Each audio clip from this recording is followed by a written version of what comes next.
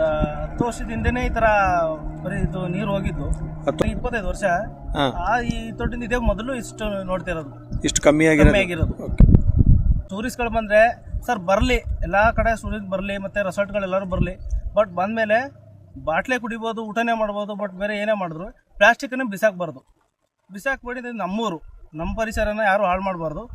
ನಾವ್ ಹೆಂಗ್ ಶುದ್ಧವಾಗಿದ್ದೀವಿ, ನಮ್ಮ ಪರಿಸರ ಹೆಂಗ್ ಶುದ್ಧವಾಗಿದೆ ಅಷ್ಟು ಮಾಡ್ಕೊಂಡೋದ್ರೆ ಸಾಕು. ಬಟ್ ಈ ಕೆರೆ ಬೀಚ್ನಳ್ಳಿ ಅಂತ ಹೇಳಿ ನಮ್ಮ ಅಪ್ಪ ಅವ್ರ ಕಾಲದದ್ದು, ಕೆರೆ ಬೀಚ್ನಳ್ಳಿ ಅಂತ ಹೇಳಿ, ಇದು ಮುಳುಗಡೆ ಆದ್ಮೇಲೆ ನಾವು ಜೀರಾ ಕಾಲೋನಿಗೆ ನಮ್ಮ ತಾತ ಮುತ್ತಾತ ನಮ್ಮ ಅಪ್ಪ ಅವರು ಅಲ್ಲಿಗೆ ಹೋಗಿದ್ದು.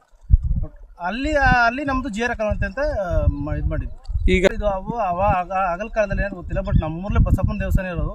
ಬಟ್ ಇದು ಬಸಪ್ಪನ ದೇವಸ್ಥಾನ ಆಗಿರ್ಬೋದು. ನಾವು ಈಗ ನಿಮ್ಮ ಪೂರ್ವಿಕರೆಲ್ಲ ಹೇಳ್ತಾರೆ ಬಸಪ್ಪ ದೇವಸ್ಥಾನ. ಆ ಪೂರ್ವಿಕರೆಲ್ಲ ನಮ್ಮ ಅಪ್ಪ ಹೇಳ್ತಿದ್ರು ಅಲ್ಲಿ ದೇವಸ್ಥಾನಗಳವೆ ಅಂತಂತೇಳಿ ಇದು ಮಾಡ್ತಿದ್ರು. ಅದೇ ಹೇಳಿದ್ವು. ಅದೇ ಎಲ್ಲರೂ ಏನೇ ಬಂದ್ರು, ಹೊರಗಡೆಯಿಂದ ಯಾರೇ ಬಂದ್ರು ಬರಲಿ, ನೋಡಲಿ, ಖುಷಿ ಪಡಲಿ, ಫೋಟೋ ತಗೊಳ್ಳಿ, ಎಲ್ಲ ಮಾಡಲಿ. ಬಟ್ ಅದೇ ಏನು ಹೇಳತ್ತಂದ್ರೆ ಇದನ್ನು ಹಾಳು ಮಾಡಬಾರ್ದು. ಏನೇ ಮಾಡಿದ್ರು ನಿಮ್ಮ ಪರಿಸರ ಹಾಳು ಮಾಡಬಾರ್ದು. ಪಾರ್ಕಲ್ಲಿ ಆಗಿ ಹೋಗ್ಬೋದು, ಏನೇ ಮಾಡ್ಬೋದು, ಆ ಸೈಡಲ್ಲಿ ಇಡಬಾರ್ದು. ನಮ್ಮ ದನಗಳೆಲ್ಲ ತಿಂದು ಸತ್ತೋಗ್ಬಿಟ್ರೆ ಜವಾಬ್ದಾರಿ ಯಾರೂ ಆಗೋದಿಲ್ಲ.